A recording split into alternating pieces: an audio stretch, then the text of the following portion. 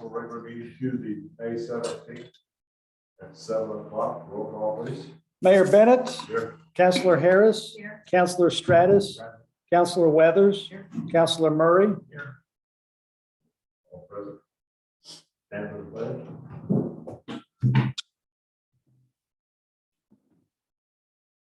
Allegiance to the flag of the United States of America, and to the republic for which it stands, one nation, under God, indivisible, with liberty and justice for all.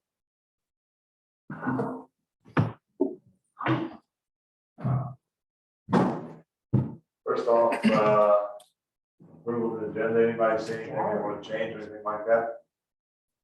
Okay, not seeing. Take it as a consensus. It's good. Next up is the consent agenda for the register of April 2022, financial report, March 2022, minutes for April 5th, April 12th, April 19th, and May 4th. Anybody want to have anything held out? If not, anybody want to make a motion?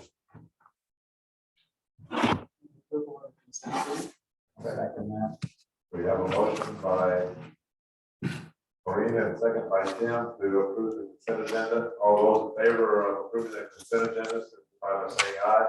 Aye. Opposed? Good. Public comments by anyone? I would like to address the council. I don't see the format. You want to speak? Yes, I would. Oh, please. Name, address, Where do you want me? right there in the corner there, Okay. fine. I'm Suzanne Kinsley. I live at 88 East 3rd Street here in Lowell. And I just would like to address the council regarding the sale of the property at 8 North Highland. As you know, I was the broker who had the property listed. Some of you know, you probably don't. I terminated my contract with the city because we wanted to purchase the property and didn't feel that it was responsible for me to be listing it and purchasing it.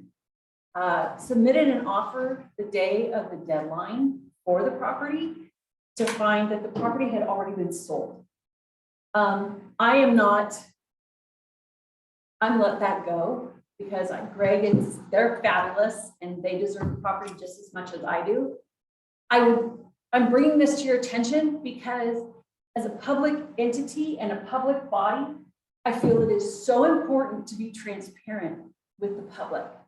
If that was the case, that it was sold, which is fine. It does say that in the listing. The listing should have been brought down off of the website, or it should have been noted that there was a pending offer or something, allowing people to know that time was of the essence, that the city was going to be voting on it. I was in the greenhouse on Tuesday night because we were preparing for the greenhouse sale and thought I should probably check in and listen to the council meeting, but I got sidetracked because I was trying to get stuff ready for the sale. So I would have heard that you guys had an offer on that. I just feel that it is so important for us, and I sit on school board, so as a public entity, that we are transparent with our constituents who we represent. So I'm glad. Congratulations, you guys. Thank you. I'm excited for you. And if you have any questions about it, I kind of know it inside and out. I'm happy to point you in directions of people I've spoken with. So that's it. That's my piece. Thank you. Any comment? Council comments? Not hearing, not seeing anything. Next up is staff reports. Chris Pyle. Thank you, Mr. Mayor. Good evening, everybody. This activities report covers activities since the April 19th regular meeting. During the month of April, most of my time was focused on completing the recommended budget. The budget committee approved the recommended budget on May 4th. Now, my time is going to be focused on refining our budget estimates as well as the final adopted numbers. I recommend a public hearing and a vote on the budget by City Council at the June 21st meeting. A budget transfer resolution is included later on the agenda. We may need a supplemental budget before the end of the year to increase appropriations in the water fund. On the library and the city hall project, we held our first construction progress meeting on May 12th. The topics of discussion centered on the long lead times for some of the items that we're going to need, such as doors and windows, and we discussed strategies to get around that so it won't impact the project schedule. We need to select colors for the carpet and paint and some other furnishings. I have samples at City Hall. If anybody is interested in voicing their opinion on the carpet, on the colors for tile in the bathroom, on the countertops, then please stop by City Hall as soon as you can. I'd love for you to give your input on that. We're going to have to make a final decision soon. And the library volunteers have already met with the architect and had a chance to review some of these samples. On the East Main Street property, we're still waiting for the final decommissioning report and the no further action determination letter. We'll also need to acquire the right-of-way soon from Lane County. The budget transfers on the resolution later in your agenda moves money into that account. And I would recommend that we do that in June. So that's something I'll be putting on your agenda. Some other items that came in after I prepared the report. I was informed today that we received a $20,000 grant from the Roundhouse Foundation. This is for the opening day collection for books at the library. We have another $20,000 grant that's still pending, and we should know in July. That will buy about 1,000 books. I'm meeting with Penny tomorrow, and Penny is meeting with the volunteers on Thursday. And one of the things we're going to work on is drafting a job description for the librarian. I'd like to get started with the recruitment in June, and I'll be bringing that to you at a later meeting. We'll also draft job descriptions for the volunteers who are going to be volunteer library helpers. And I'll be bringing that to you as well. And we'll work on other policies that we might need. I spoke with the title representative for the buyer for 8 North Highland. They need a resolution that specifically authorizes the sale of the property and specifies who's authorized to sign the paperwork. I would recommend a special meeting as soon as we can get one together where we can vote on this. It'll take about 5 minutes. We can talk about it whenever we get to that on the agenda, but I would suggest Thursday at 6 o'clock, and it can be via Zoom. The Safe Routes to School project has started. I've had several conversations with the Lane County folks on the ground. They're coordinating with the affected homeowners. I've been informed that our local government grant program application for Rolling Rock Park has been selected to go to the next phase in the process. That's a presentation in July. If we do get on the presentation, then hopefully we'll get the award. If we get that award, then we've secured the funding to do a $750,000 renovation for Rolling Rock Park. The Shade Tree Program, Sam developed a very nice advertisement for that, and I'll pass it around, everybody will look at it. We can put that on the bridge and website and share it with people.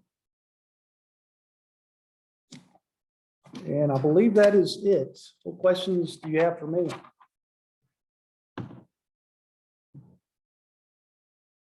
we ever put together a policy manual having to do with the background checks and stuff like that for the volunteers and stuff, or is that going to be part of what we're doing? That's part of what Penny and I want to work on.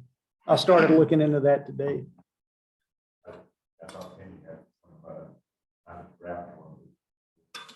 She does, and CIS, our insurance carrier, they have some really great model policies. On the volunteers, is that only for the library or is it other volunteers for the city? Do you need background check for possible? I'm specifically talking about library volunteers, but ideally, we should have a volunteer program that would require background checks on anybody who wants to volunteer with us. Anything else? Public Works? Good evening, everybody. So something a little different. Instead of doing a staff report, gonna present the TMDL report, and I'll go into a little bit of detail on that.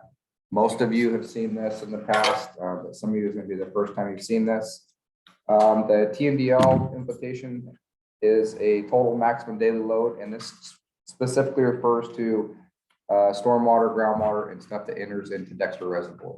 So this is monitored and regulated by DEQ, so it's an extension of our MPDS permit. We're required to do this by law. This is a 5-year implementation matrix that I developed. We are in start of year 4 now. I just turned in the updates for year 3. So real quick, just so everybody's got the background, Lowell has legal authority over land use of 460 acres within the city limits.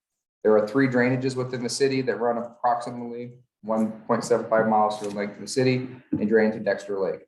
Land upstream from Lowell is most of the Willamette National Forest. Everybody knows it above Lookout, and below Dexter, technically it's Middle Fork Willamette River. So this is important because, as you guys know, we pull our drinking water out of Dexter Reservoir, and upstream from us is West Fur, Oak Ridge, and then as further you go up, there's not towns, but there's our communities and stuff. So this is another way of regulating nutrients and metals and stuff in the water that may not be caused by naturally occurring. So I'm just going to go through the target pollutants real quick, and then just real briefly, we could spend way too long on this. So I'm required to go over this with you guys once in the 5-year period. So the very first pollutant is temperature, and the source of the pollutant is solar radiation input, so naturally occurring, right? How can we combat that? You can plant trees and storm ditch. You can, low laying vegetation, things to keep the radiation off the water before it enters into the lake. So you can see there's a couple strategies: protect, enhance existing riparian vegetation and wetland habitats. Then there's some actions we can do. There's some benchmarks and a timeline. This has all been approved by the state. As you can see, we're completely on track with almost everything on here. I'm going to go this quick. So if you guys have a specific question, just let me know if we'll get some good ones here. What was the 5-year? So we just started year 4 on April, right at the end of April. Okay. So, and there's some big changes coming up in September. We're adding mercury actually to it. That was a DEQ and EPA requirement. So it'll be year 1 of the mercury, but year 5 of our matrix that we have here. And then we will develop a new 5-year matrix, which I'll be bringing to you guys like we did a couple years ago, Don. I'm sure you remember. But most of the pollutants are going to stay the same. So the next one is bacteria. Obviously, bacteria enters the system through pet and animal waste, yard debris, dirty yard, just the standard. There's also bacteria from the sewage treatment plant. We do discharge into the reservoir downstream, by the lake. So one of our goals is to have 0 E. coli violations. You can see we meet that. Mercury. So this is the one that was standard. It has gotten way more stringent over these last couple of years. So mercury is naturally occurring in the soil. How does it get in the streams? From erosion. Construction is a big one. When we put a subdivision in. So there's some of the things we do. Really until last year, we haven't had a lot of development since I've worked here. We finished up Lowell subdivision, which the infrastructure was already in. And part of that, we got the 4.7 acre wetland mitigation to the east of the water plant. So we get a lot of credit for this report from that mitigation we have there. Since I've worked here, partnering with Army Corps and a third-party contractor, we planted over like 6,000 native species and removed 10 folds of that of invasive species. So if you haven't ever taken that walk around the berm down there, it's actually a pretty cool walk. 23 species of apple trees. It's pretty cool. Then there's all pollutants, so anything that doesn't fit under the category. So like a lot of this is education and outreach. One thing we get a lot of credit for is the mayor is on Middle Fork Willamette Watershed Council. This is pretty much what they do. They enhance streams and riparian and waterways throughout the state, mostly Obviously, they focus on the middle Fork Willamette. Cold Creek was a good one they did last year, and Staley Creek. So they did Elijah Bristow State Park when I first started here. They've done a lot of good. They do the education outreach portion at the schools for us. We get credit for that. We're obviously a sponsor of them. Don is a member on the board member. He has been for a long time. So yeah, this is a lot of things saying what we're going to do, how we do it, how we measure it if it does happen. A lot to take in here, but if you guys have any questions on that. Because it triggered my, anyway, monthly green waste. Are we gonna start that again? We are going to discuss that with Parks again. Okay. Yeah, and I'll just do a real quick update on that. The green waste program, two things happened. One, we temporarily were using the space for the wastewater treatment facility for the biosolids. That's what that was originally designed for. And then two, the cost. Originally, we were hoping people would reuse the chips, but instead we hauled them back in. And the very first year it cost the city about $7,000, and last year it cost us about $8,100. And that's money we did not plan for. So it comes out of code/parks money, but we didn't plan for that money. You know, and I agree it was a good thing to have for the community. And we have talked about it once at a parks meeting about, you know, maybe doing some kind of a hybrid, or maybe not having it at the, you know, sewer plant, maybe having the dumpsters at the school like we used to do, you know, in the parking lot or at the new library. So What I recall is it was tied with the city stopping burning in the city limits. I thought those two were tied. It was an alternative to that so that people wouldn't just go. yeah, so it was a mix between the burn ban and the storm. It's kind of what jumped that off. Remember all the debris after the storm? No, but this was prior. Prior. Yeah, we'll have to When look the at it burn- again. When the Yeah, burn ban that went was, into effect. those were It's married, supposed to so we're offset gonna it. cut the burn, but the Right. idea was that they would have an alternative, and so. Yeah, we have brought it up. Jeremy asked me about it a couple meetings ago. We'll have to discuss that again. Right now, it's full of biosolids, so there's no way we can physically hold it, but yeah, I definitely agree. I think we should look into it again. Max, was the majority of the cost for dumping the chips and shipping? It was for getting rid of them. Yeah, I mean, Have we looked at any other avenues like Kingsford or anything like that? Is there any doing what? taking the chips to elsewhere besides Lake Forest or Exvius? So the thing about, yeah, I mean, the storm threw a curveball on it because we had to keep track of everything from cradle to grave for our FEMA stuff. So we literally had to say exactly where it went. We did get rid of hundreds of yards at the school though. I mean, they were the only people that really came and took chips. But that Trailer- would be the trailer- issue on starting it back up, because you don't have to track that. That's right. Yep. I So- guess I didn't realize we could do it. Yeah, well, I may have they're just not missed chips it. anymore, but you know what, they decompose pretty quick because they're not separated, they're totally random. You know, we don't separate the different species of trees. Right. Um, I just But you know, wonder some how of many people actually realize. right. Yeah, we advertised it. A few people came and got a couple 5-gallon buckets, but yeah. But yeah, we can look at it, and it's one of the things that we got credit on for here, you know, because one of the things is leaving your debris and decomposing leaves and stuff in your yard, and then it rains, it gets into the waterway. So there's a potential for it to be a pollutant. So, or to cause, you know, invasive species to grow in the waterways. So yeah, that's the very first thing she noticed when I said it was on hold. Yeah. And then the other thing, the annual hazardous waste cleanup, that was really a sweet deal that you guys did in conjunction with the fire department. Any plans on doing that? So the main sponsor of that was Lynn County and a specific company, and then Lowell and the fire department just kind of was like the co-sponsor. Lowell actually, the fire department held the location, and then, you know, we help people pick stuff up. So that is another big one. We haven't had the last year's of COVID, obviously, but they did attempt to have it last year, and it was every other. So it was Lowell/Oak Ridge Dexter, and then it was another area. They are wanting to switch it to the end of the summer because they had greater turnouts because of the pandemic. They held it in the late fall last year in the Veneta area. And so we're going to try that. And I did reach out to Chief already. That's one of the things that's in my notes to her. We are going to sponsor one ourselves. We reached out to the county. They give you a pass on it. They can create a hazardous waste generator because it's a community event. So we are going to have one. It's just a matter of when we're going to have it. We don't have time to be able to do it during parks cleanup on June 4th, but we will have one probably late summer. Yeah. Yep. Any other questions on TMDL? Just a smart aleck comment about loose droppings that too bad the court can't take care of. The only other thing is, we're gonna get some, interpretive signs. That's one of our goals here. I have requested quotes and I already received them back.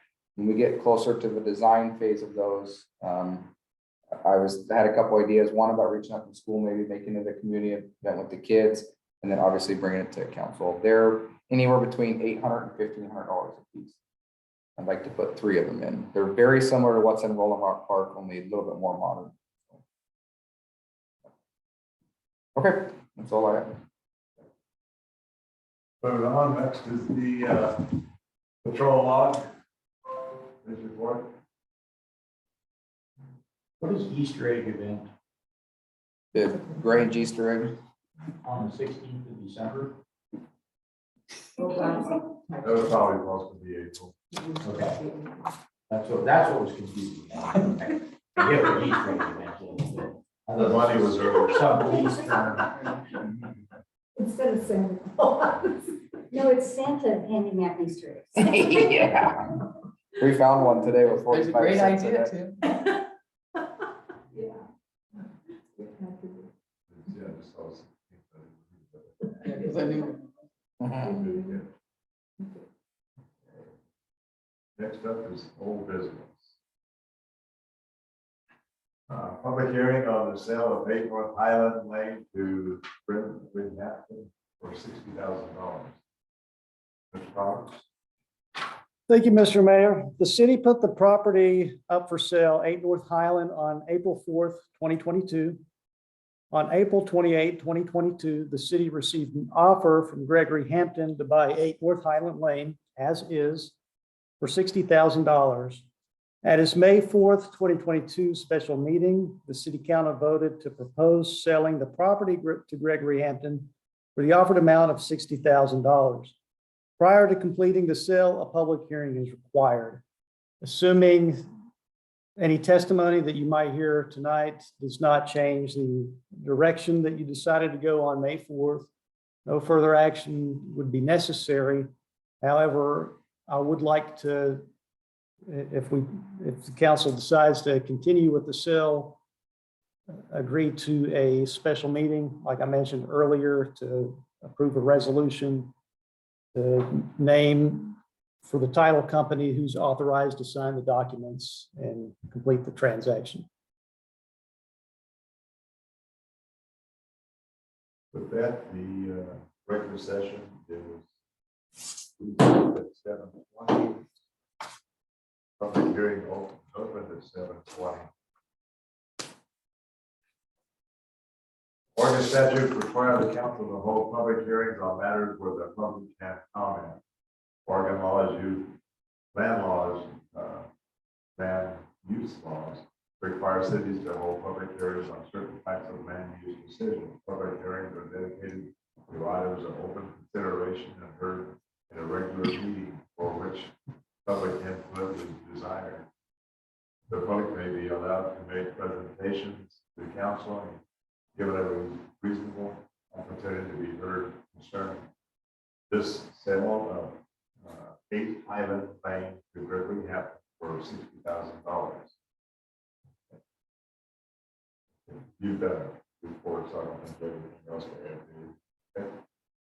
Okay. We're open to public comments now. First, we'll hear anybody that wants to speak for the sale. So we'll offer that to the public. Not seeing anything. Okay, anybody want to speak against the sale? Not seeing anything. Okay. This hearing is closed at 7:21, and the regular session is reopened at 7:21. Okay.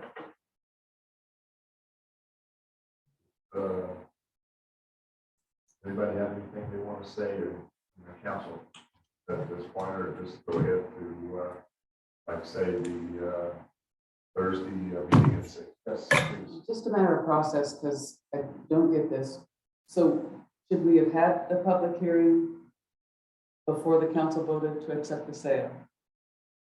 Is that the way it would normally go? Because I take it that, what I heard you just say, I think, is that the public hearing doesn't result in anything. We can't undo what we did because the council voted, so it seems an odd order of events, so I'm just trying to understand the process. The offer letter says that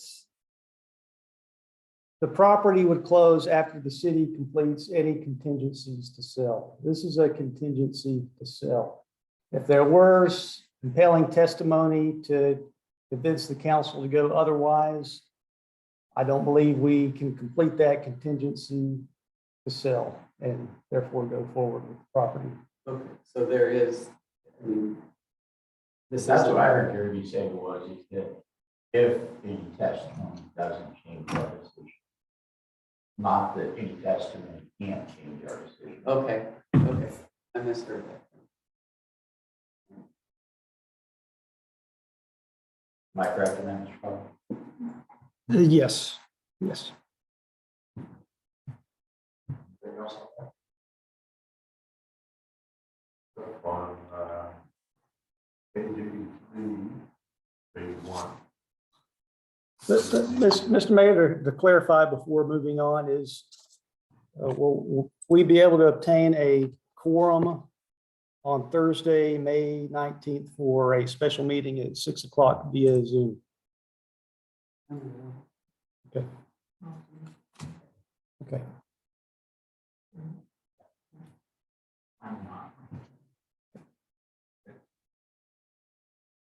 I don't see everybody except. Next up is the new business presentation of the law enforcement survey.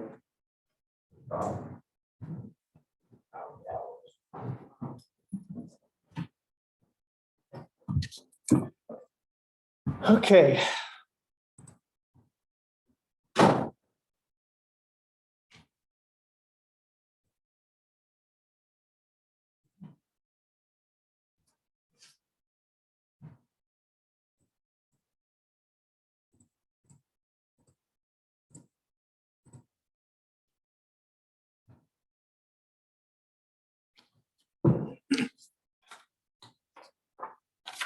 During the month of April, we conducted a survey to gauge citizens' preferences regarding law enforcement within the community.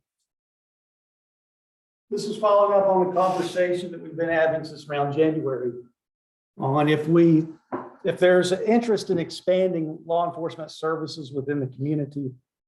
This was through SurveyMonkey. We also had the ability for citizens to turn in paper surveys.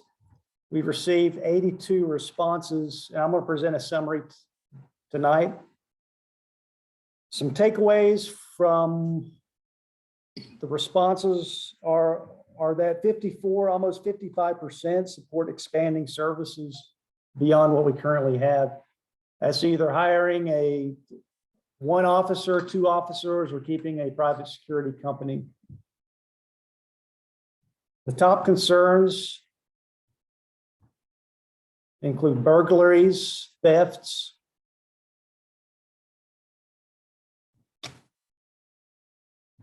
almost 62% respondents, almost 2/3 are either a lot or a great deal safe in the city, which is good to hear. About 2/3 of respondents support some form of a tax or fee increase. In the packet, I also have all of the open-ended responses the citizens submitted in response to their willingness to pay, in response to what other comments that they might have. What I'm asking for tonight is direction from the council on which direction you want to take this. I believe that this shows that there's interest among the citizens on expanding the services. Both the city of Oak Ridge Police Department and the sheriff's office said that they would be open to holding a town hall meeting where they could answer questions from the citizens and where we could have a conversation with the citizens on how much these services are going to cost. My recommendation is to hold such a town hall meeting. And if there's still a strong interest after the town hall meeting and after we have a conversation about the costs involved, is to consider referring a measure to the voters on asking them if they want to pay for these expanded services. There are some tight timelines coming up. If the council is interested in referring a measure in the November elections. So if we're going to hold a town hall meeting and aim for November, we need to start organizing things. So what I'm asking for tonight is direction from the council after looking at the results that we received from our citizens.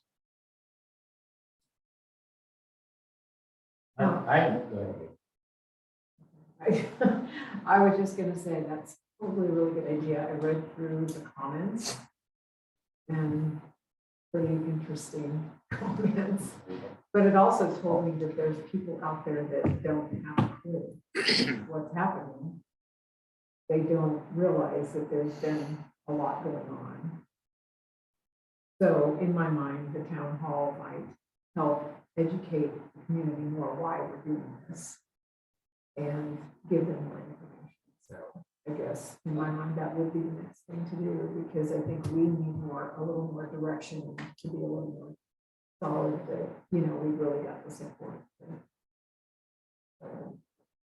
If you don't mind my comment, I've had several other residents complaining that it is no longer police reports or the monthly bad things that have happened is no longer on The blotter is The not blotter. on the, the Bridgeway articles that are given to everybody. So nobody has any idea what's getting bad, what's getting good, where their problems are. So if there's any way to put that on Bridge, it would make a lot of residents very happy. And I guess what I would say is, are you talking about the police report? Right. Because I've never seen on the police report half of the things that have been going. They had a little bit separate thing from this in Yeah. there. It was the Okay. Wayne County call log. Yeah, it was, Wasn't it? I guess I it was just- different than what we did. Okay. I So believe here, on that police report, it's online, but it's something that had to go through and cut and paste, take this line out, put it in there, that line out, put it in there. And so it was basically looking at a whole month of all the activities that the Lane County Sheriff does. And it was one full day's worth of work for an individual to go through to do that. So that was part of the reason why it was discontinued. I think we might publish it in the Bridge in the future to say that the police reports can be found at, but the same way as a resident of Lowell, if you're going to go in there, you're going to find out everything that's happening in the whole county. You're going to see why. If you're looking at one specific one, they take you along the slide down to see everything. Does it Yeah, take a day? Is that, because I remember talking to Jared about it, but I knew it was a kind of a hand. It takes at least half a day. It's very manual. They were sending us an Excel spreadsheet, but they stopped doing that. They pretty much, Because it was a lot of work for them. it was a lot of work for them. It's a lot of administration. That makes me crazy because databases should have an export Yeah, you facility. think to- so. I mean, this is 2022 people. Yeah, so Depending on what they're that's too looking bad. at. Yeah, because even Excel would do that. Now, if there's a member, a volunteer who wants to take this up, I'll be happy to show them how to do it. I could be the volunteer without me training on exactly what to do and how to do it. Like I say, it's a full day's sitting there and cutting and pasting, cutting and pasting, cutting and pasting. So it's a good 8-hour day. And about that, anyway. Yes. I just want to agree with Councilor Harris. I think there's a lot of confusion in the comments and a lot of responses if people are unsure what even the need is. But in a town hall, to have that open discussion is very helpful. Yeah, for me, what I kind of got two different pictures from this data. So first off, we're only getting data from people that responded. So that's always an issue anytime we have anything is either get a lot of yeses or you get a lot of no's on almost anything to engage the public, depending on the kind of the goal of that item. And so what I see is like a real split between the comments and the data that was collected in numbers. So the comments would disagree with some of the data that's represented, but I also see a real strong representation. You said that a certain percentage of people, wanted to go do something, but a pretty good number wanted to keep things the same too. I mean, it's really showing some interesting data, and I do think that it's not necessarily a slice of the entire constituency. How many responses was there altogether? 82. 82. So. At least 80 of them were Lowell residents. That's good to see. Yeah. Pleased with that. And I think the town hall is a great idea because I think it gives people another opportunity other than this format to give their input to this, because I really don't, I would agree that it's interesting how different people within the community can view the issue from polar opposition. I think there's a certain part of the community that recognizes, especially the property crime in the community, and not just the amount, but the exponential increase in property crime over time over the last few years versus historically, versus people just saying, well, I don't see any reason for this at all. So trying to get that clarification out there, I agree with you. So. And I wonder too, because, 80 is good, and yet if we actually put it on a ballot, have we got enough information? I think we might have to have. I don't know that a town hall can help us do that, but it might pull more people into the discussion, understanding what we're talking about and that we're talking about, raising taxes. Yes, please. Yeah, with regard to that, I'm in favor of the town hall. I think anytime you can engage citizens and have information out there is a good thing, assuming it doesn't, get in the way of more important things that need to be done. But in terms of going out for a November ballot measure, I've been involved in a lot of these, and we are nowhere near ready, nor do we have the groundswell to pass something. And I think it's not a good idea to go out to fail. Well, I was thinking about that. I mean, if this survey That is so and people were soon. real, it takes a huge groundswell to pass a tax increase. And that's what I was thinking. Is that And you gotta do a lot of groundwork prior to selling it, so. And that's, I think. I don't wanna be a maybe full November wet might be blanket, too but I soon don't to see try that. I just think Like about the school the and school what the law schools started have like done, a couple of years before. Yes. Talking about it. yeah, so. Because I don't think people really realize when they say we're going to increase your taxes a little bit, we're going to increase a fee a little bit. How much a little bit is, Well, it's and pretty good. And it raises expectations exponentially. And That's one of the things I'm excited about at town hall, actually having law enforcement officers help get a communicate a realistic idea of what they can and cannot do, what one officer or two officers could do, inform that taxpayer decision. An unrealistic idea of what one officer can do. And we've had them in a council meeting with not very much turnout. I'm not sure town hall is gonna be 10 times because again, there's not a groundswell. The data from willingness to pay shows that the great majority got no response whatsoever. And for those that did respond, it's okay. It's easy on this kind of forum to say, yeah, I'd pay that much, and it's a lot different without sure actually we're going to check. but I agree, I think they take a lot of work, and it's worth it. But time will be more successful. Well, we know what the cost that was presented to us for all the different forms of law enforcement, of course, that we've got to do something. We need to find that out, or Right. there's just no way. So we start with the town hall and then kind of figure out where to go. from Again, there. there's communication both ways. Yeah. I love that. And for what she said, we want to have a town hall and it not be positive. Which would completely close all Well, together. the town hall is separate from the ballot. I know that, but we need to build it, even for people to turn out for the town hall. Well, I guess I could see that as a very first step. Yeah. Because it's gonna take a whole lot more communication in the town hall. Yeah. But it's a beginning. And it's an opportunity for the community to come and hear more and learn more. And so I guess that's why I think it's beneficial. And then we figure out from there what we need to do. But it's not gonna be simple and not gonna be fast. I don't think you really fail at town hall. I don't think it's a pass or fail issue. I think it's a communications issue it wouldn't be seen as a negative to hold a town hall and not have a positive result. It's a step forward to trying to gather more information from our constituents about support for something. It might take multiple rounds, multiple events like that to get to the point where you might be able to get something on the ballot. I just Depends on how you bill it. I mean, if you're gonna bill it by, you can pack this place if you say, we're gonna raise your taxes.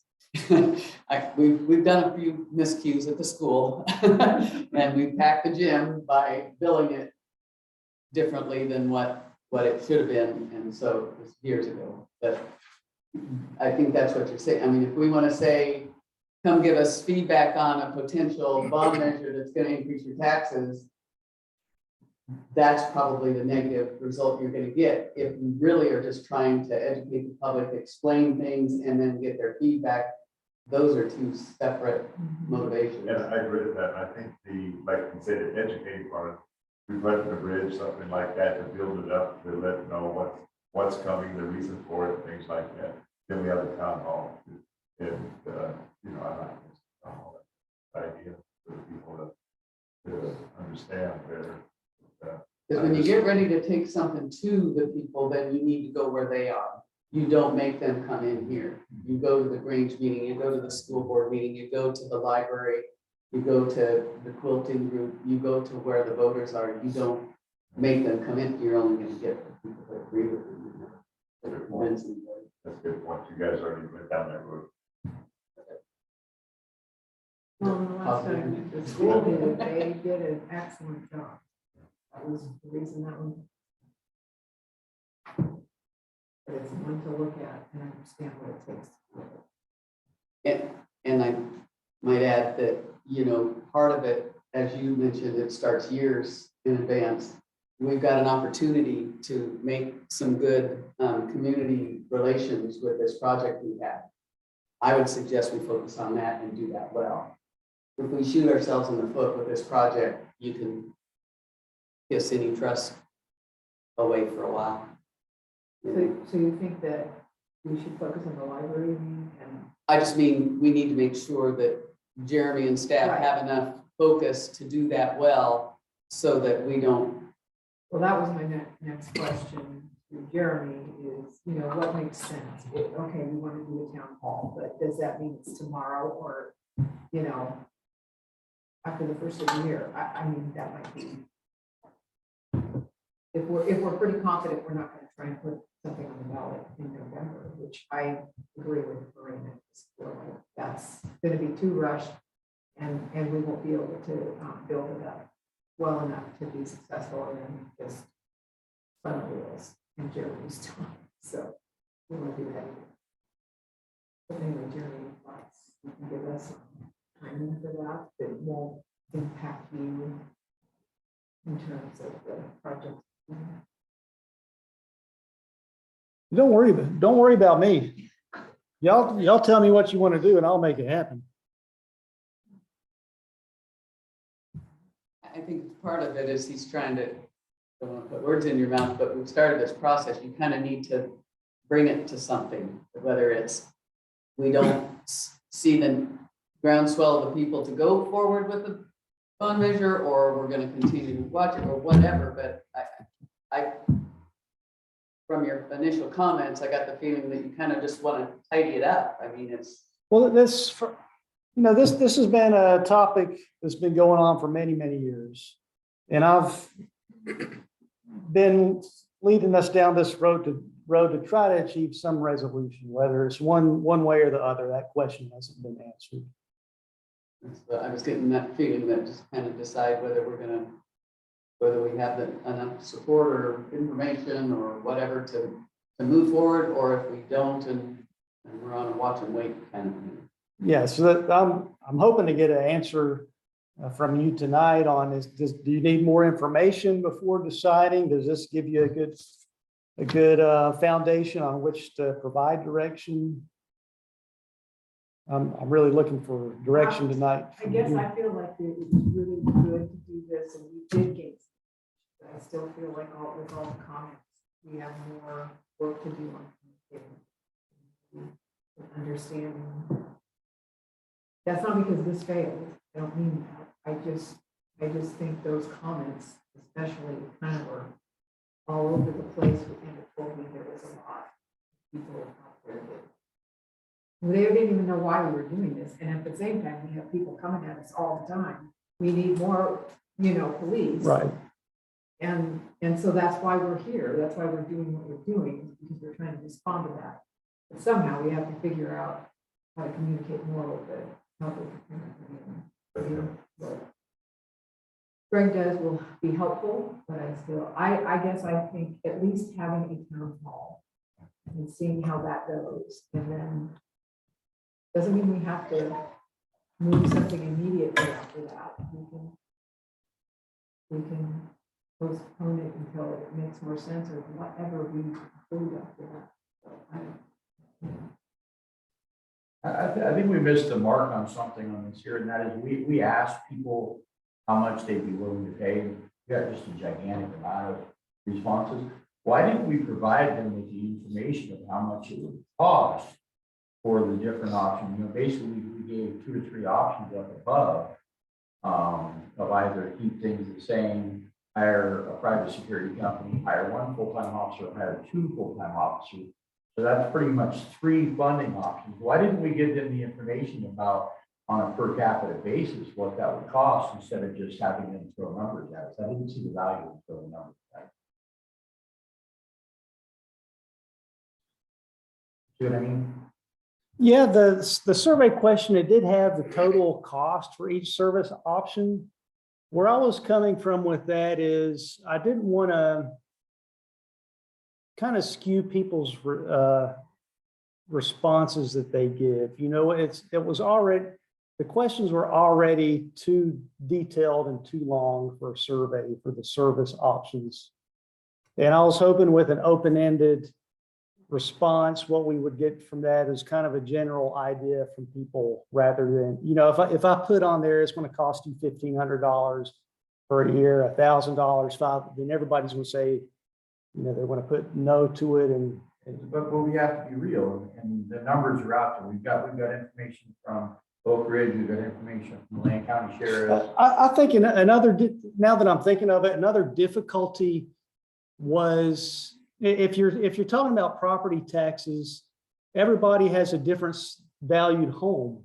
So you could if I put like the average $350,000 home, it's still kind of. I just felt like we could have been proactive in providing the costs, at least a close number versus just saying, hey, what would you guys give us for this? well, and maybe what's done is done, but maybe the town hall. That's what I'm saying, yeah. We could present that. I mean, we'd have to do something general. We'd have to say, if your house is $350,000, I mean, that might, just some general. It's what we're used to. That's every survey that ever comes out is always couched in those terms. So it's Right. not foreign. It's not. anything No, like it's that. not, but we could offer a little bit more information on what it's gonna cost, but we're still not, like Joni said, because we can't do it for every single household. We could somehow come up with a little bit. It wouldn't be that hard to come up with, if your house is worth 150,000, if your house is worth 250,000, if your house is worth 350,000, 400,000, it takes 5 minutes to do the math. And I don't say that we missed anything here. I'm just saying if we go to a town hall format, I think that's the kind of honesty and transparency we need to have. Yes. No, I mean, I just, we can't fix the past, but I think going forward, that would be more positive and give us more information who can actually support it when they see the numbers, because it really doesn't tell us how much they supported by them throwing all these different numbers at us. Yeah, you hit on a good point, and the survey was kind of verging on informing versus getting opinions. And you made a great point that at a town hall meeting, we can go into the level of detail that a survey is not appropriate or built for. I think that's really going to gauge our support, is being real with numbers and seeing whether people are willing to support those numbers. Because, Not the idea, but the actual, cost. And what you're gonna get, Exactly. because they don't know what 3 cops on the street says.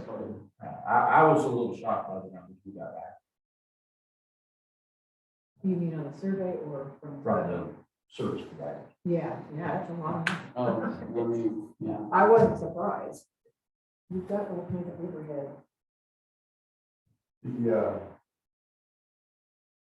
Like you said, I don't think people really understand. Whenever I read through that, most people will believe they pay $100. I think that would be a month. I think I that, don't think they, I don't think that was. that wasn't a year, but most when they said how much one biggest part of it was around $100. And, and with read the responses, is they charge all the new people coming into town for the police service. So, I They like said that. all kinds of things. We have an issue in our town, but the new people coming in, you can pay for our issues, and so. It's called the kill growth plan. That was in line of thinking. Yeah, I know. But, There were some funny ones. I think that presenting it to the people and letting them have something to see and talk about, but so many of these were either indifferent or didn't really But that's see the where urgency. you I need know. to hear the agencies to understand what they're gonna get and then see some numbers. Yeah, because, well, like you say, there's that other group that said, yes, we need this, and so for that group, even for both sides, they need to. I think it's well worth the Even the time. group that says we need this, Yeah. you're gonna have to wait and see. But I isn't mean, they that can mostly see on the Facebook? Are you numbers. talking about the Facebook group? Yeah, that face. See, I don't think that's representative. Oh, I don't think it's representative. Yeah, so they're loud, More I mean, in- it's loud, I should say, not they, but it's. No, I don't think that's not alone. And then the other people that didn't understand that there was crime going on, they're not on Facebook. That's, Because if you're on Exactly. Facebook, you think that there's something, the boogeyman's right outside your door. yeah, it's true, it's true. And it's So I just think we can clear up. Yeah. I haven't. And then we can decide from there, but we need to tell Jeremy what. Not a bad idea. Don, are you gonna recognize? Yeah, we've got one. We've got one. How many people can afford any kind of increase in any taxes in the state or in the county? That's the thing too with inflation. Whereas, I just paid $92 to fill my little truck. But that's why we have to ask the people, give them the information and they vote on it. We're you not gonna have just. to get as much input as you can from everybody if you can get them together. I can afford to pay taxes, but there's a lot of people who cannot. So where do you draw the line? That's what we have to do. That treat everybody equally. Okay, so do we want Jeremy to put together a town? Well, like it or not, it's 51% within the living, democracy. So if you get 51% of the people, then that's how it goes. So I think that there's a large portion of the community that feels, that there is a lot of property tax. I think that one of the biggest things I took out of this poll was the people are on the numbers for what kind of crimes we're having, what's happening around it. People are tracking that. And that kind of portrays a real situation. They're not coming up with gang activities, real high things with them. Well, they're coming up with burglary and theft, and that's what we face. Those are the crimes we're seeing in our community. And there's been a gigantic increase in our community in the last 2 to 5 years. And as you mentioned, I think that one of the presentations, it only takes 2 or 3 people to be wreaking havoc. And hopefully this last guy they caught this last week will make a dent the other way. Because it's not 100 people ratting through cars, it's a couple. You know, so yeah, do we need 3 officers 24/7? Or do we need something different? It's tough nut to crack. Yeah, it's- So I think what I'm hearing from the council is go ahead with the town hall hearing. President send out some preliminary information to support what they're going to be hearing, what they kind of help direct the questions. I don't know, like I say, I don't see us being in any way ready to put it on the November ballot. I wouldn't want to put anything on the ballot, but I didn't think I already know it was going to pass. Well, or that you have a shot, I don't think. Right. Yeah, but if I would add that if we're not driving to a November election, then my recommendation would be to wait until end summer. Because people won't engage in this kind of stuff in the summer, unless there's already the groundswell and they're saying, go, go, go. And maybe that's a chance to get this information, if we can get that back and start track, because summer picks up also some property crime stuff with visitors and. I think, you know, quite a few years ago, we had a booth, and I think the students that we engaged with the POO did some polling for us, the Blackberry Jam.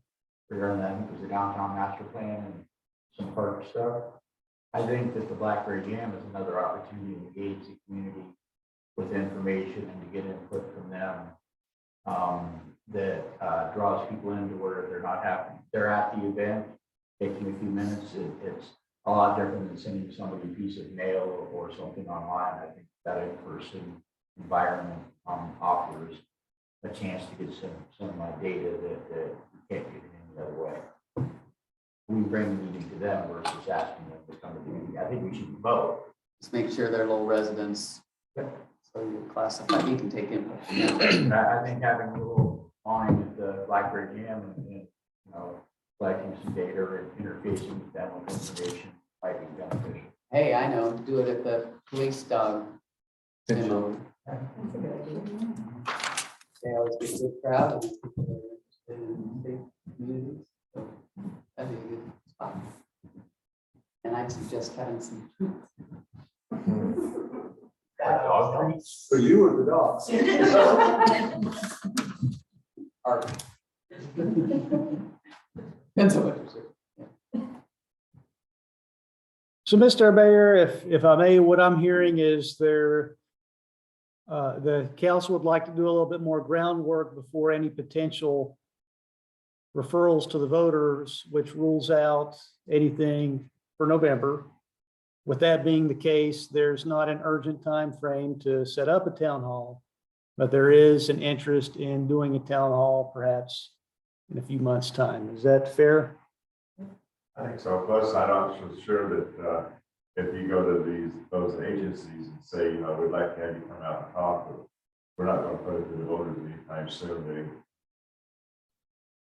I listened to the presentation 2 or 3 years ago, and the presentation went on, and it was much like this one, except they said that when their officers left our city limits, then they would go off the clock for Lowell. This one here says when they leave the city limits, they're still on the clock. So we'd be charged for all the activities they're doing outside of the city limits and for other parts here. So as a county employee, he's called on, he's going somewhere else, then, you know, that means that the people surrounding us are going to have a law enforcement support that we're paying for. And so I don't think so, Don. I think if we hire them, we're gonna pay a certain amount for our officers. It's gonna probably be a contract for a certain amount of money. Yeah. And, exactly. but I don't think we'll be paying for anybody else's hours. We'll just have a Yeah, contract for. we're paying for his hours, but if they get a call out to go to Dexter or Fall Creek, he's still on our clock. Correct? I didn't understand that, but those are questions we can ask and make sure of. I don't think that's the case, but I could Probably based on how we write the contract. be, yeah. Is that again? Probably based on how we write the contract. Yeah, that was their proposal to us, that the way it was gonna be whenever, When the sheriff gave us a presentation. but yeah, he came in. Because I remember the past sheriff, when he gave his presentations, that it will only be whenever we have a person in your city and rebuild for those hours only. But this one says, no, once he belongs to you, we can send him anywhere we want, but he's still billed to you. So, well, that's, I didn't hear that, but we can clarify all that. but- And we certainly wouldn't write it down.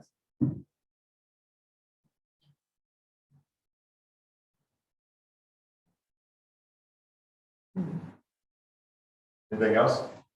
My only concern is, and I agree with Maureen, you can't, you don't want to take something there or have enough time to prep it. Make sure the constituents support it. But if we, unfortunately, if we don't get something in the November ballot, in a significant period of time to get in the ballot, that would be a special measure would cost a lot of money. You guys, it's May.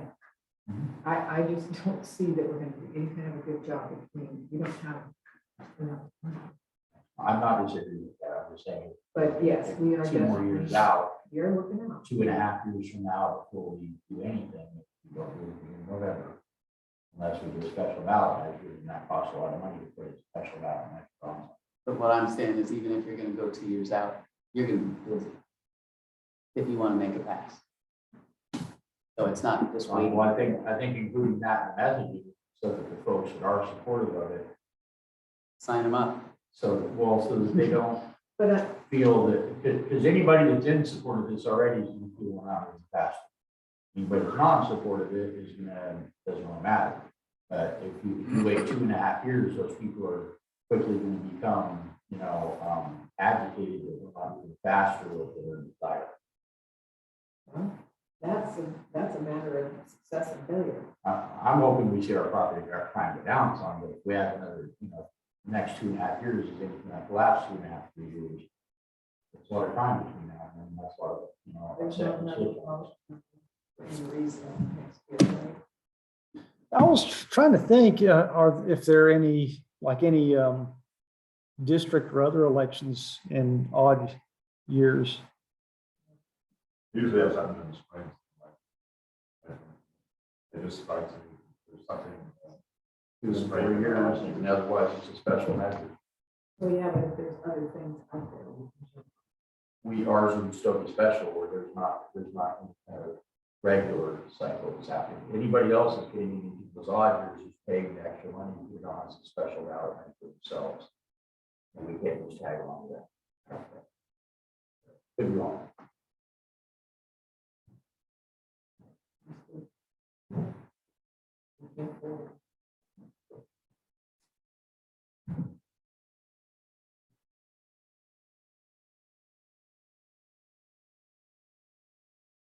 So I think we decided. Any thoughts on when you'd like to pick this back up? I'd say August, after the Blackberry Jam. Once they get information out in the bridge, do it on social media, engage with the Blackberry Jam, try to really message it out, get input to the Blackberry Jam, and make sure that you've got enough time to get a good showing after the town hall. Okay.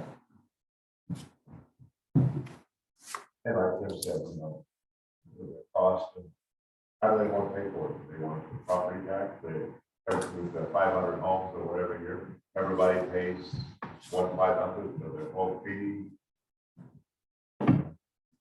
They, according to what your water bill is, I don't know. I really don't know. No, we have to do taxes. That's happening. The people may have a better idea. I don't think there's a good answer. Okay. Anything else on that? Saying? we're up to page 99, which is the vote to approve resolution 71, authorized transfer of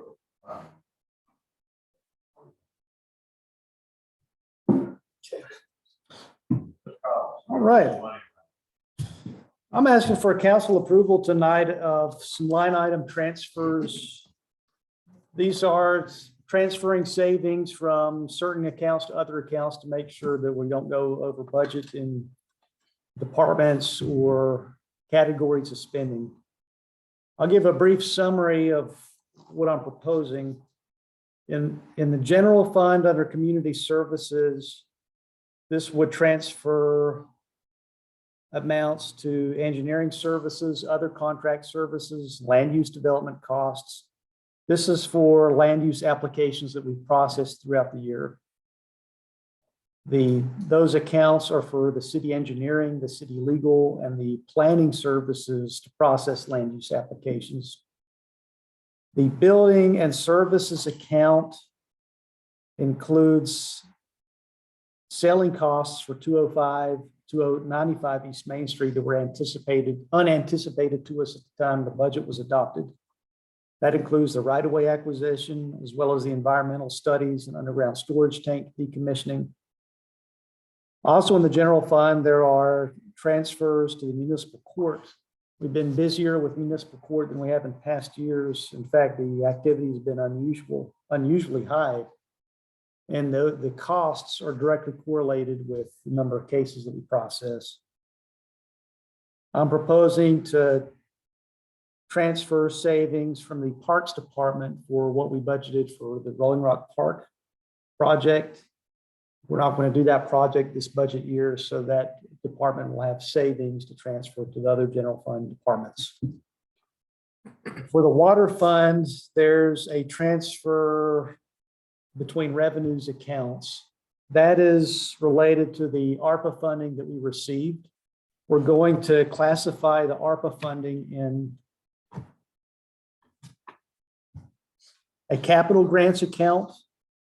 So to ensure that there's the appropriate budget number, I'm suggesting that we transfer from the operating grants to the capital grants. I'm also recommending a transfer from equipment and furnishings and contingency to capital improvements accounts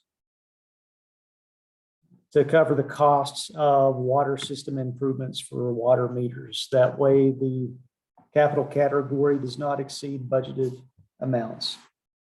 There's a detailed schedule as well as summary schedule. The detailed schedule shows which accounts have the transfers.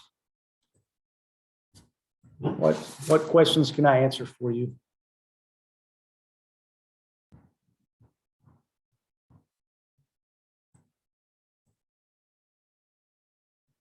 And these cost increases are reflected in the budget.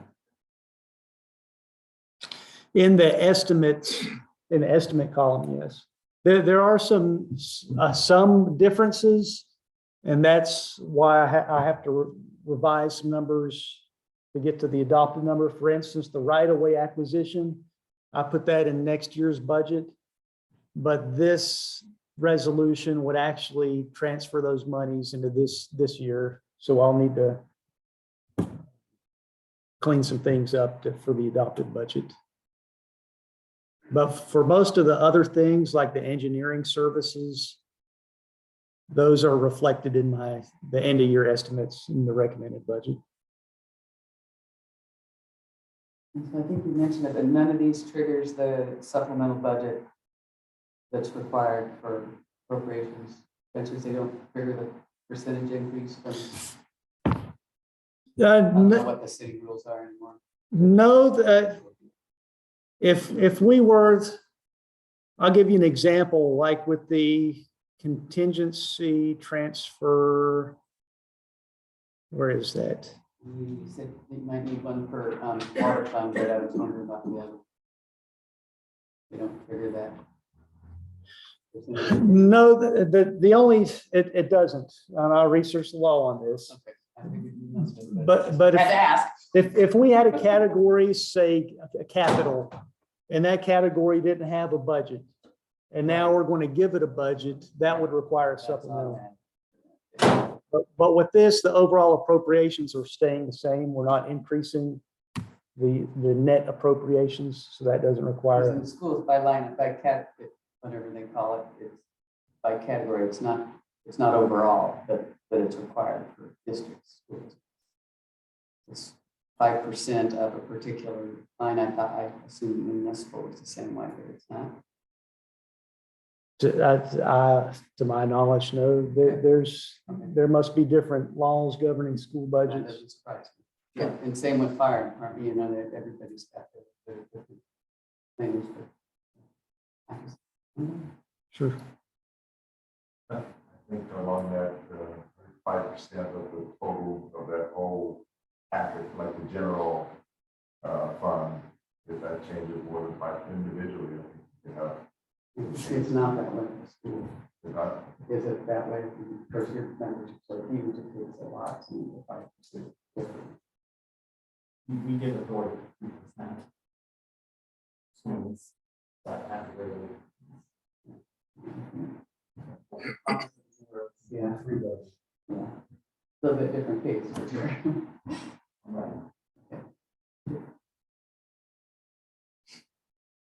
Any other questions on this?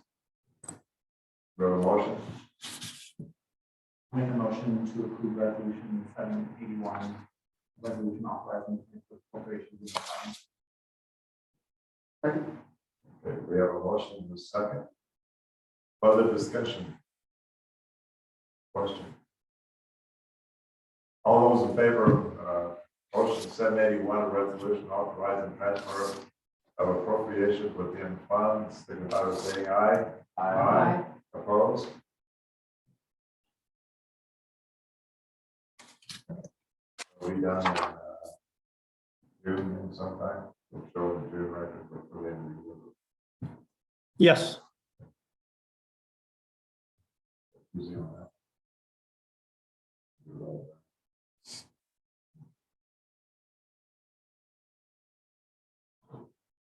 Next up is a motion for agreement for improvement with the Third Valencia Town, Lake Town subdivision.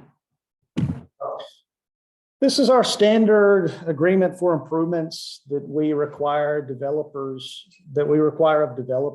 for subdivisions or other projects. This is associated with the Lake Town project. The council approved this on March of 28th, and one of the conditions of approval, it was for the developer to enter into an agreement for improvements. And what that does is it requires the developer to pay for infrastructure costs. It requires them to obtain inspections by the city engineer. It requires them to pay the cost to us for doing the city inspections so that we recoup our costs. And it also says that before we can issue any permits, they need to have all that done.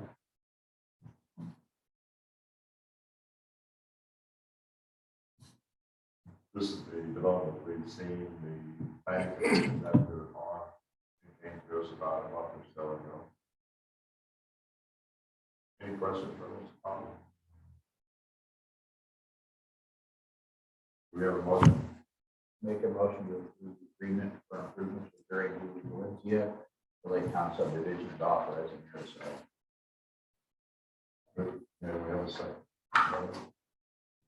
Okay, further questions? Further discussions? All those in favor of motion to approve an agreement for improvements with Greg and Julie Valencia for the Lake Town subdivision and to authorize the mayor to sign, signify by saying aye. Aye. Opposed?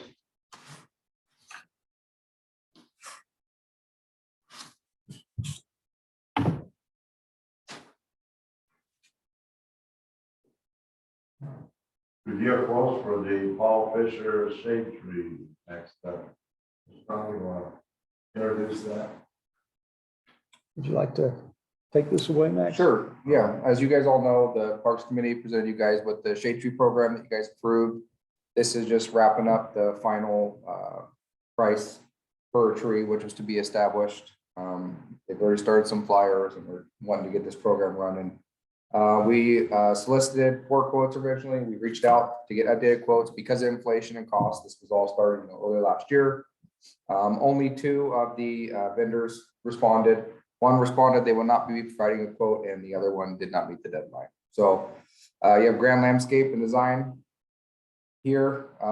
They, for some reason, quoted all the trees again. They did give a price per tree, which is what we requested. And then you have a quote for Sletsky's. And I mean, you can see there, Sletsky's is $700 per tree, $12,600 total. I just added the trees up here. It looks like there's 18 trees. So it's actually 17 trees. It should be because 1 tree is already planted. That'd be Hall's tree. So this quote would be total, we're done, would be 11,500 because it'd be $700 less, but they're very comparable. If you go off the gram price per tree and add up what we have in the diagram, I think you had that total in here, did you, Jeremy? They were very close. It's on the sheet item. Yeah. Yeah, so 10,216 and 10,500. One point to note, Ground Landscape currently cannot get the purple ash. They could not get it at this time. I did speak with both these vendors last week, so. So a couple of things, I mean, first off, I mean, I would think that the fall is always the best time to plant trees. You know, not too much, these trees. Do we have any kind of warranties or guarantees on the trees that we're building? We do, yep. So specifically, I asked that question. One of our landscape architect, about the best time to plant a tree, and then also both of these. And really, with what we're doing here and what we're doing, there's not a bad time. Yes, the fall would be a better time because you don't have to be so manual with the watering. But we are fully irrigated at the park now. So they were sure that there would be no issues with planting. These come with a 1-year warranty. That was one of the requirements that we made. So at least for 1 year, they will help us with it and get us a good program for watering and show us how to check the trees and the healthiness. The one tree that we have planted, I don't know if you guys seen, it's grown about 3 feet already and it's just getting ready to bloom. It looks absolutely beautiful. So they did a really good job. And for the soil that we have there, I was a little surprised. But yeah, there's huge interest in this. So this is something we get selection tonight, we'd like to move forward with immediately. So we got quite the list of people wanting to buy a tree. So I think this will be a project that will probably be done before the end of summer. I think all 17 trees will be purchased and installed. I still think it'd be nice to poke out a little extra money. That is a city versus through the shade tree program. We still got lots of room there. So, and then we have a whole nother park too. You know, so I think this is a good way for the community to engage and be a part, you know, with, like you guys have talked about from the beginning. So excited to see this happen. The flyer that we looked at, they had 4 trees on it. With Dougherty or Graham, he only had 3. That's 2 pages. It's 2 pages. There's 4 types. So there's only, So this is the one they don't have, right? that's right. So, At the time that they provided the updated quote, they could not get purple ash. Yep. The original quote, they did quote it back early last year. They should go to Shell Street and buy some. Yeah. Or Shell Street guys. And as you can see in one of the quotes, the dogwood is only a 1.5 caliper. That's all they can get. But they don't get very big. Yeah, but they grow quick though. So we changed the thing and you say 3 variety of trees versus 4. Or Then, depending on which landscape company we go with. yeah, that's what I mean. If it was with, Well, and we could also hold off on the ash until the end. They just said currently they cannot get them. It doesn't mean they can't get them even next week. I mean, we had a deadline of last Friday to get these in. The nursery could have changed last week. So, but we can only present what we received. To give you guys an idea, if you go price per tree with Graham, if you took the average, because they literally priced each tree, right? Because each tree has an associated cost. If you take the high and the low and do the average, they're pretty dang close to the 700 also. I mean, it's within $5-10. So. But yeah, if, you know, like I said, we might not be able to get to purple ash right away, or, you know, by the time this goes through, they could happen, so. Not that much. No, that's just, the quotes are two different ways. So the Schletzky's quoted the entire 18 trees. So that's what you're seeing, all 18 trees. Well said. And then Graham quoted each species of trees, not just the 4, the 7 that we had from the landscape architect. So that is the cost of 7 trees. You add all up. Does it make sense? Schletzky's get all 18 trees. So if you look, it says 6 of these, 4 of these, 3 of these. Go back. I'm just looking I look at the total. I just Yeah. assume they totaled it. So, yeah, so if you went through here, yeah, if you went through, you can say, okay, 2 of the 717s, you know, 6 of the 672s, yeah. But that's what Jeremy did for you on the write-up. Okay. So 3 times 4,441 versus 12,600. Pretty much, yep, yep, take out the donated tree, I mean, they're very close, yep.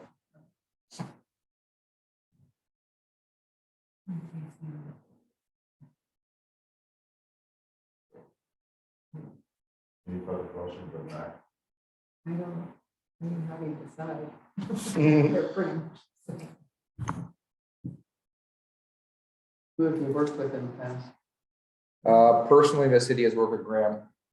They helped do the sprinklers and they did plant the donated tree. But other people in the city have worked with Schletzky, you know, for the school, obviously, and other people, but yeah. Who did our land clearing up on, the. Graham Landscape. Yep, they did Sunridge Park. Did a phenomenal job. Yep. Phenomenal job. We requested the exact same vendors every time, each work we've done, you know, 'cause it's only for the service area. So. I was gonna say, Okay, This might be a naive process question, but I need to do a first review about. I get that the Graham order is not showing the full total of trees, and that's what the issue is. But does it matter that the total listed on there is only 4,000? When we take our vote, what is the number that we're voting on? well, I'm gonna calculate that right now. And I'm gonna ask for a spending authorization up to a certain amount.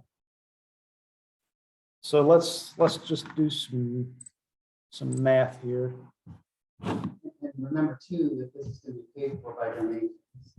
Yeah. So, you gotta authorize a little bit higher. because, that's requested.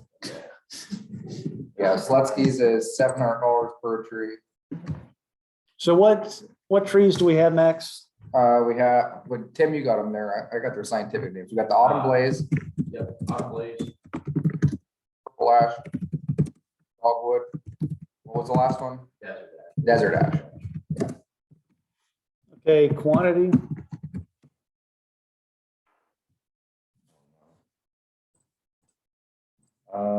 It's on the quote.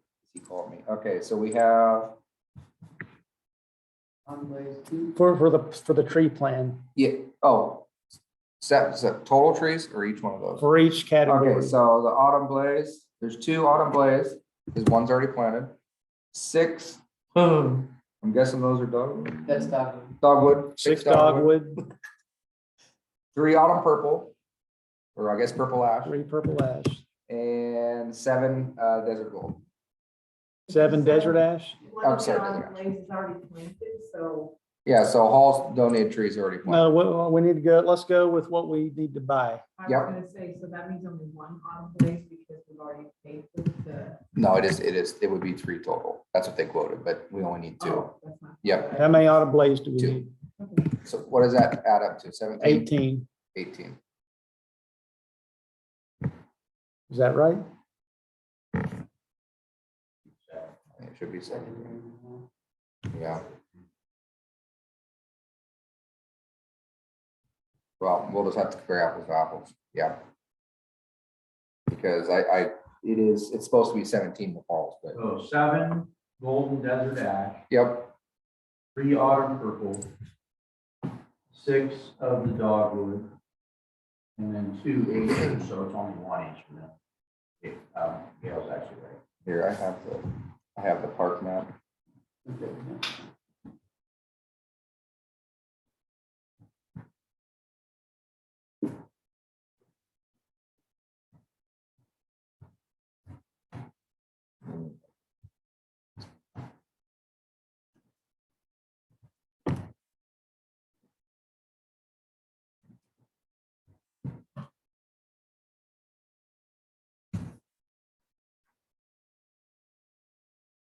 Let's see. Just send it to me.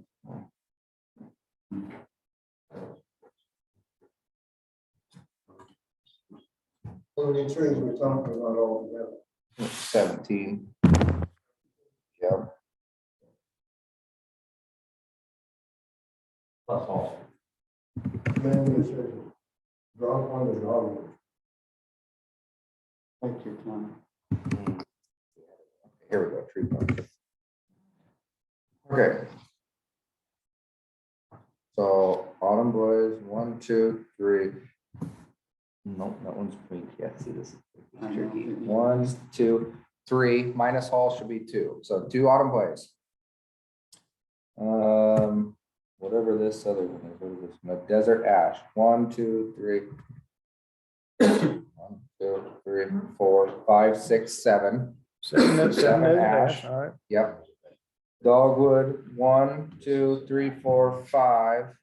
And then 5 dogwood, 1, 2, 3, 4, 5. Yep, that was the type. Yep, 5 dogwood. 17, all right. 17, perfect. All right. Just kind of a,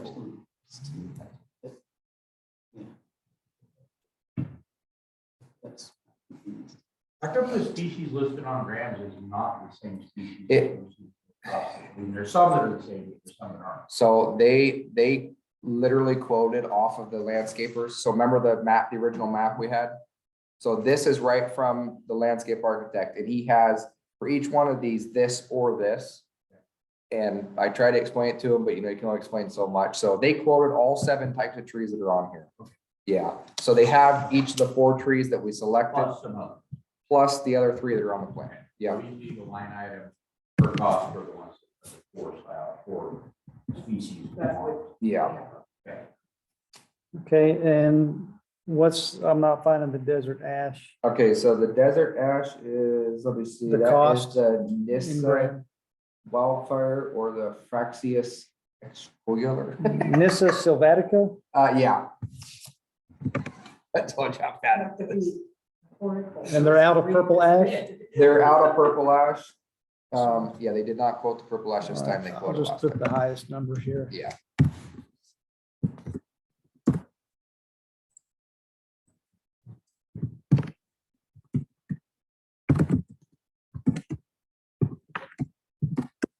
Okay, for the tree plan, this is what we're looking at With Graham, with Grand. and it was 12,650. It was $700 a tree, but like I said, take the one out. So it's actually 11, what would it be? 11.9 with Slutsky's. Just Slutsky. Shelsky. So do we, That's correct. Take it one more time. Sorry.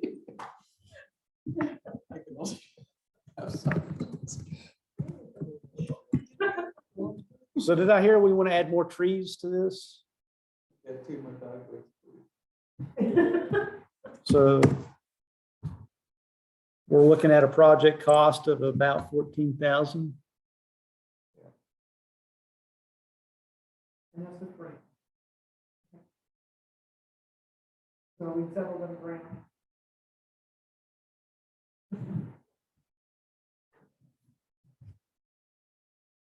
Yeah, okay. So you need a motion. But can we say if we get more donations than what's on here, because we're not talking about city money. If we get more donations and they fit into the plan, we're not changing it severely. Can we do that, or do we have to come back to the council and vote for 2 more donated trees or 5 more donated trees? Or should we say up to a limit as long as the donations have been received, or what, how are we gonna do that? Because we don't need to come back every time we're gonna make one little change to the thing. Which you have to. It's already taken us forever to do this. Yeah, and that's the problem, you know, because I thought about this the other day, but the price of fuel still going up and stuff. Who's to say, you know, they recommended a 6, 6, and a 6, right? Which will make it easier for them, but let's say that third round of 6, let's say it's the end of July. Prices are through the roof because of gas and everything else more expensive than they hope. But I mean, we're into a quote, that's what we're gonna approve right now. But yes, what if somebody did want to add a tree?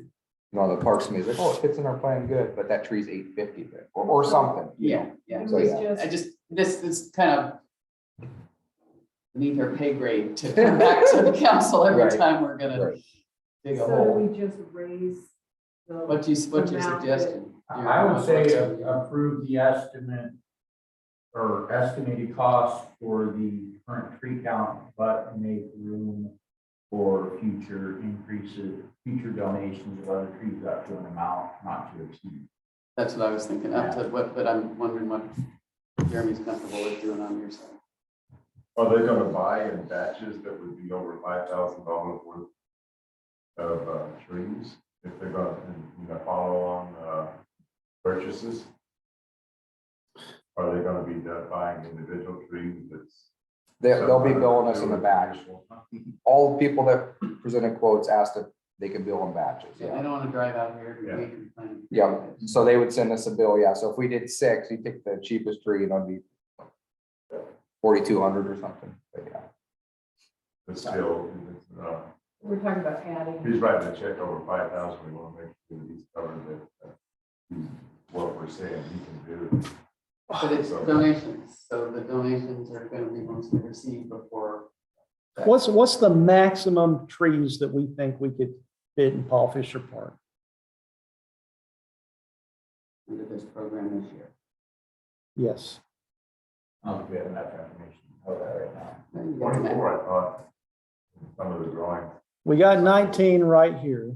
was that 19? What's difficult is, so we've got a height on all these trees, but we don't have a spread. On those ones, we don't have it on that, but yes. That's why we laid the plan out the way we did. Yep. How many more trees do you think we can put in the park? We put lots of tall trees, lots of light.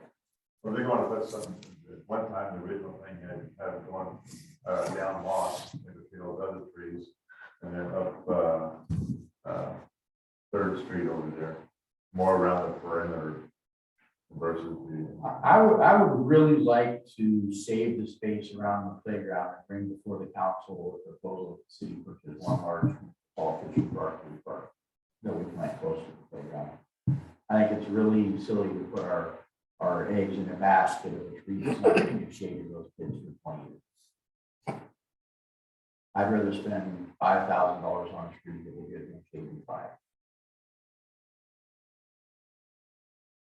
That would be separate from But that. that's That's what I'm separate. saying. I'm just saying, I'd like to reserve that space and bring that to the council soon and address that this year. So how much are we gonna? Why don't we up say this? just up to 18? There's a number. Yeah, I was gonna say, just add 5,000 to it. and- We can bring it back to the council, it just shouldn't bring it back every other week. Yeah. Is that what you're?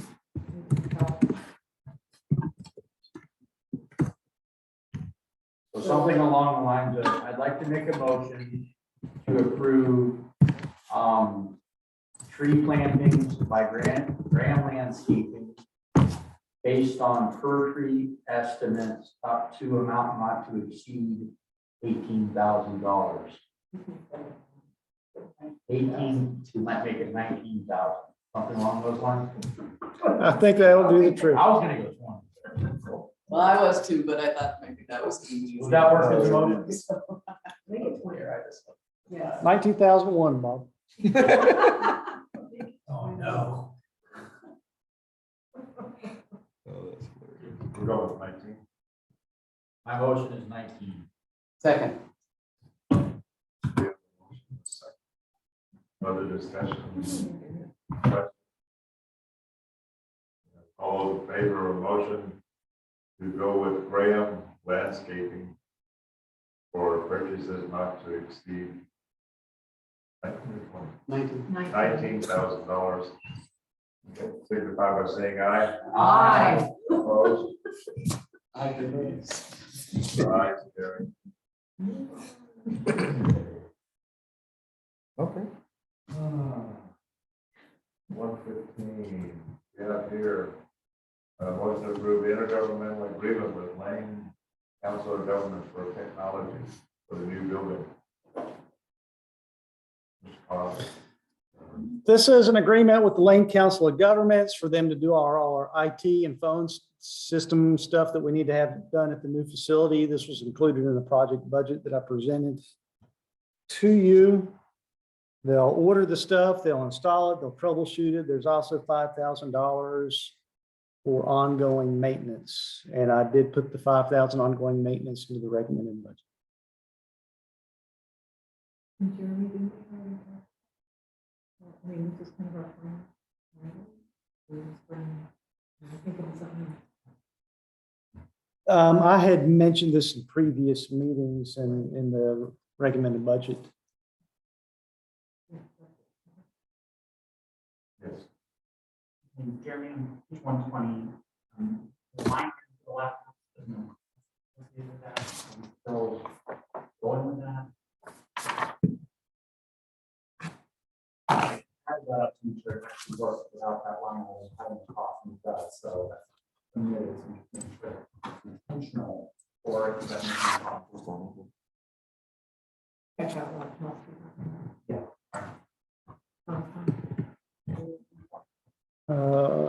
Check out laptops. These are what the state grant is going to get for us. And then And the state grant is also going to get us the deep freeze and some of the staff PCs too. I don't want to look at towards the mouse, but on 124, are they worried at all about that arbitrary amount for the voice limit? If it goes over that on their end, what does that mean for us? If they go over that 10 hours. They'll bill us on an hourly rate. He has never worked on a VoIP deployment with Teams, so he really didn't know. He's just, it's an educated guess on the number of hours that's going to require.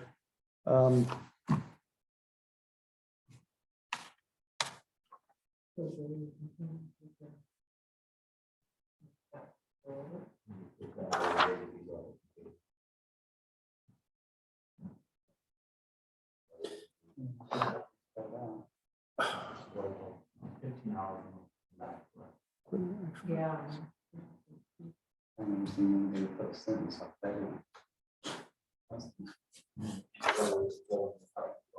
Now, just to. Yeah. It always is. Absolutely. Let's see, I think he has this project management 2030. The 3,000 includes the project management. I would have to look into that. Usually when they go over, they bill us hourly. But he's got the project management at 30 hours.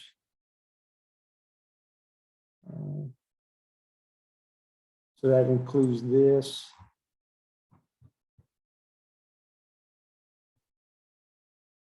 Plus some of that. I would have to get an answer to you on that. I'm not 100% sure.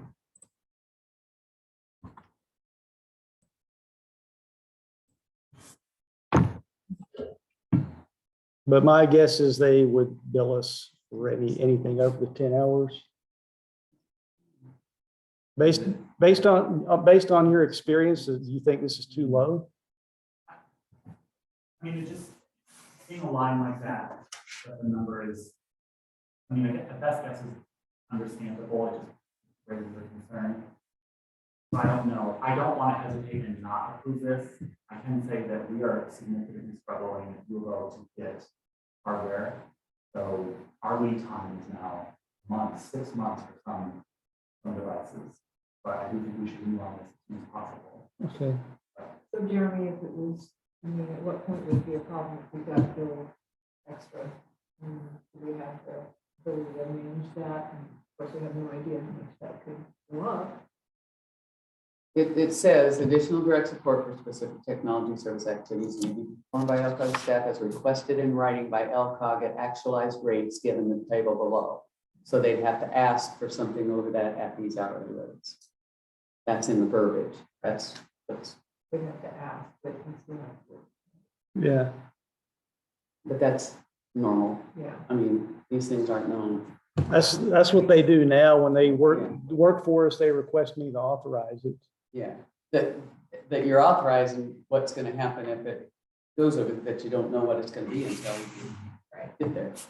I could get a At least you know firm, the hourly rate, they're not gonna surprise that on you. I could either ask them to firm that up and I could inform you at your next meeting, or we could talk about it before it happens to make sure they have a solid game plan. Maybe different if you're dealing with a third-party vendor that's from out of state who they're gone. This is LCOG. If they don't work as a partner with us, we're Yeah, in trouble from the get-go. so I think we approve it. Yeah.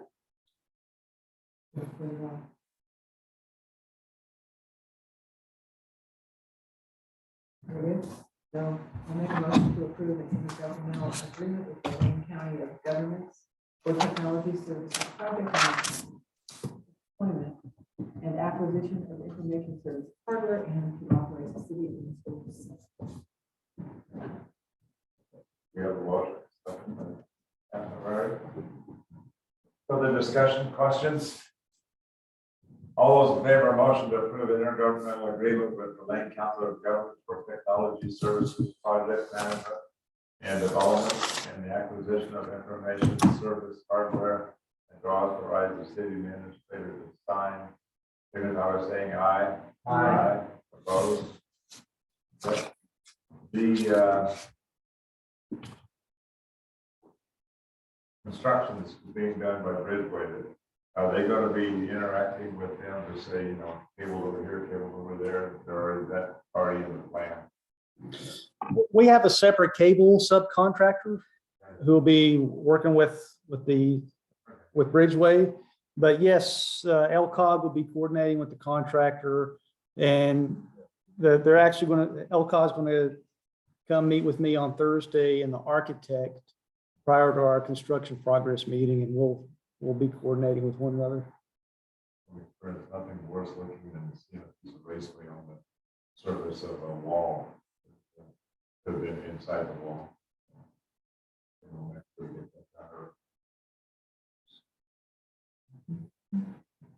Last. Motion to approve intergovernmental agreement with Lane County for striking. Did that time of the year. You want to talk about this? Go ahead, Max. Mayor Bennett Council, this is standard. We've had this IGA since I worked here. This is for striping services. They paint the roads for us, all the roads that have painting on them. So arterials, collectors, everything. It kind of ranges. We don't really have a set time. They're on a schedule. They try to fit us in when they do other projects like Fall Creek or Jasper Law Road, keep the mobilization cost down a little bit. This is an amount not to exceed, obviously over a 5-year contract.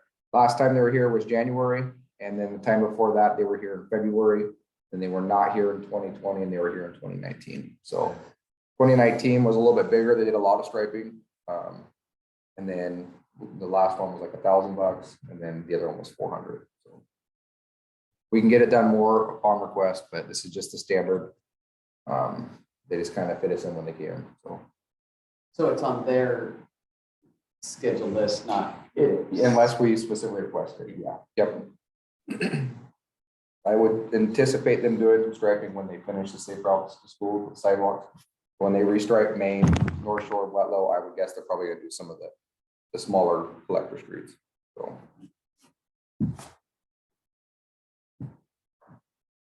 Did the speed bumps, are they painted? They're not painted, they are thermoplastics. So we should be good for about 10, 12 years in those. Yep, we spent a little bit more money to have the burnt down and textured. We have a motion? I'll make a motion to approve an intergovernmental agreement with Lane County for traffic services. Second. Yeah, then, early on this. Further discussion, questions? Okay, all those in favor of motion to approve intergovernmental agreement with Lane County for striping service, signify by saying aye.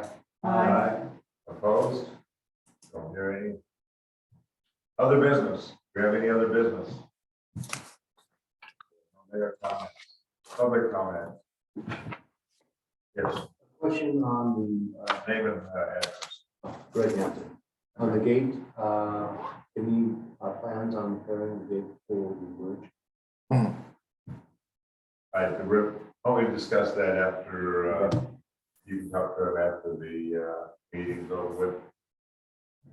But I think it's gonna have a lot of different. Okay. Anything else? Then we're adjourned at 8:46.